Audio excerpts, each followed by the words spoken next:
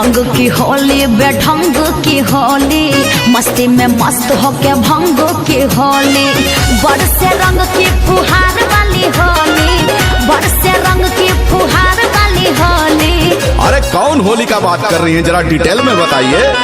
आज खेला दे कोई हम कारे यूपी बिहार वाली होली, आज खेला दे कोई हम कारे यूपी बिहार वाली होली। सारा रारा जोगी जी सारा रारा, अच्छा सारा रारा जोगी जी सारा रारा।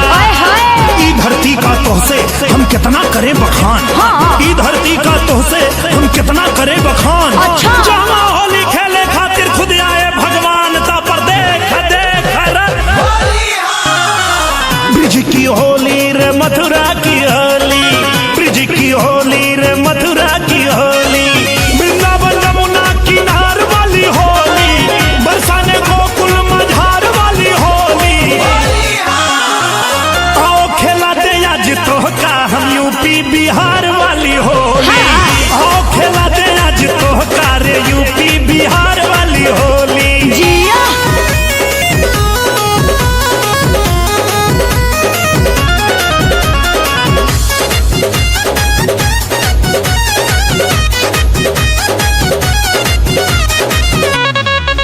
होली ब्रिज के नूरानी बिना रंग बिना पानी, जैसे खेले राधा रानी लठमार होलिया। हाय आज बिरज में होली रे रसिया, आज बिरज में होली रे रसिया।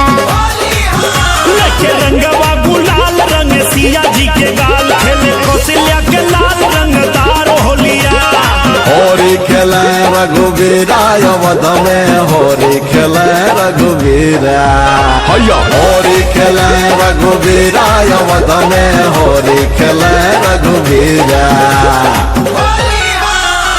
आरा के होली रे छपरा के होली, आरा के होली रे छपरा के होली, पटनहिया गंगा किनार वाली होली, ससारम भभुआ जवार वाली होली। आओ खिलाते आज तोहका हम यूपी बिहार वाली होली, आओ खिलाते रानी तोहका हम यूपी बिहार वाली होली। साचो में masti.in बाबा नारसी जोगीरा लेके ढोल या मजीरा, खेले काशी में फकीरा धुआंधार होलिया।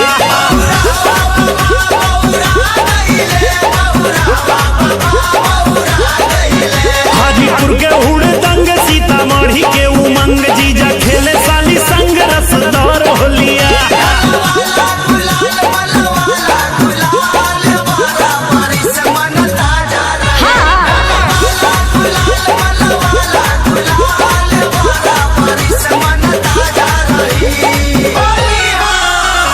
सोनपुर के होली, जनकपुर के होली, बेतिया चंपारण भागलपुर के होली, गया बिहारी भोजपुर बाजार वाली होली, साली सरहज ससुराल वाली होली। आओ खिलाते आज तोहका हम यूपी बिहार वाली होली, आओ खिलाती रानी तोहका रे यूपी बिहार वाली होली। ठीक बा।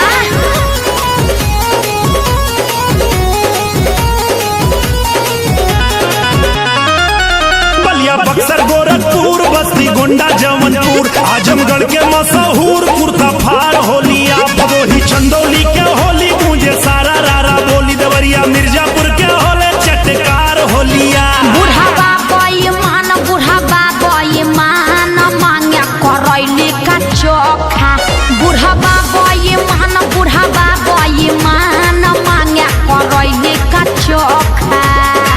घोसी मऊ गाजीपुर के होली, तड़वा मऊधिया